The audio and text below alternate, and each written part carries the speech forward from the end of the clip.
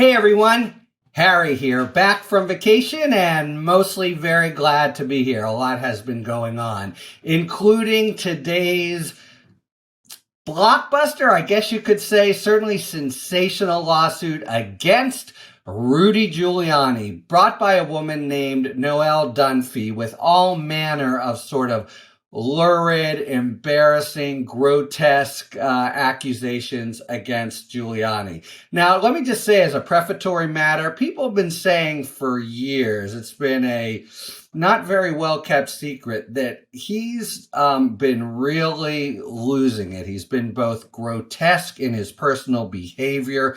You might have all seen the movie in which he was manipulated into basically making a move in the Borat sequel, and just in general, he's a really gross guy. That's one thing that people have said about him. Hard drinking. Remember the paint running down his face at the press conference. And also people have been saying he's really getting kind of dotty. So it's a toxic combination. And this lawsuit is about as nasty as they come. There's a whole grab bag of accusations in 70 pages by a woman named Noelle Dunphy, who said that Giuliani, pursued her very hard to hire her supposedly as his director of business development, promising her $4 million in wages, that was all a ruse, that in fact he just wanted to have a sexual relationship with her, and once he hired her, he did all kinds of gross sexual conduct, starting from kind of arm around her on day one, and including what she says is forced sex as he's on the phone. Really sort of disgusting stuff. So that's a big part. It's embarrassing and tawdry for both of them, though. You have these lawsuits against celebrities, and it's sort of who has the who for whom is it more embarrassing, and who will want to fold whose hand first. Now, so that's a big part of it. Very sort of personally embarrassing things. Reports of another affair when he's married at the time to Judy Nathan, and then the sexual conduct with her. That also does the marriage to Nathan figure in, because having promised her all this money, she says, he then refused to pay anything, and he said he had to wait until his divorce went through.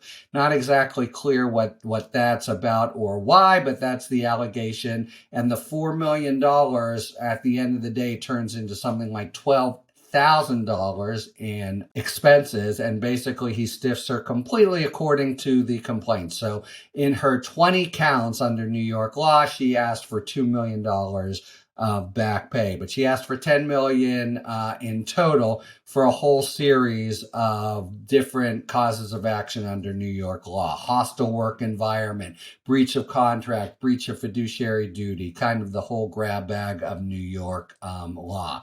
Now, along the way, she makes some revelations that might grab the headlines, even though they're not directly triggering of her causes of action. First, and I would say most sensationally, in a way I've buried the lead here, I'm rusty from having been away, but she says that Giuliani said that he was selling pardons for $2 million. They went outside the normal process. He could do it, and he and Trump would split the money. That would be all manner of crime and corruption, and a stunning new addition to the overall charges against the former president. So that's one of them. And then there's also allegations of a lot of nasty, homophobic, anti-Semitic slurs, etc., which she says she has on tape. So a part of this case and the kind of combat and chicken game that will ensue has to do with whether she has these tapes, how bad they are, and the like.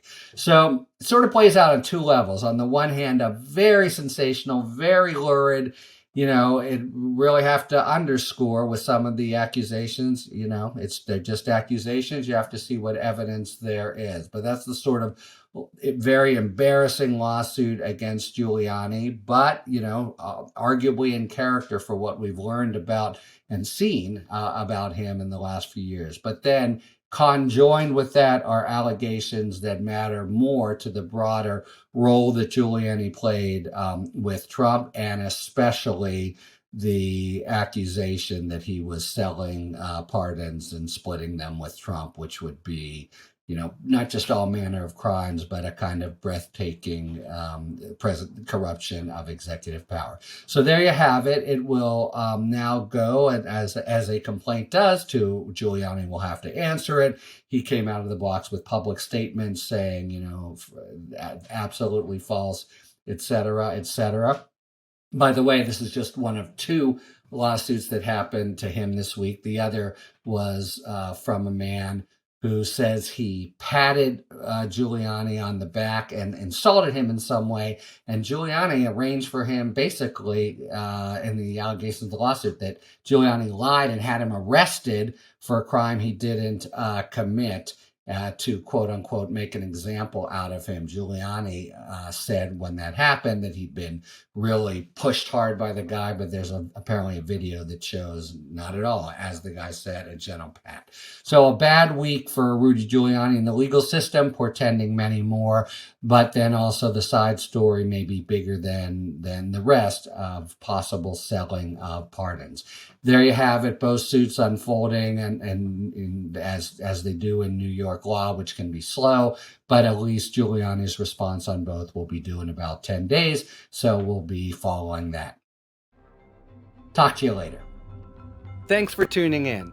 If you enjoyed this video and other Talking Feds content, please take a second to like and subscribe. Talk to you later.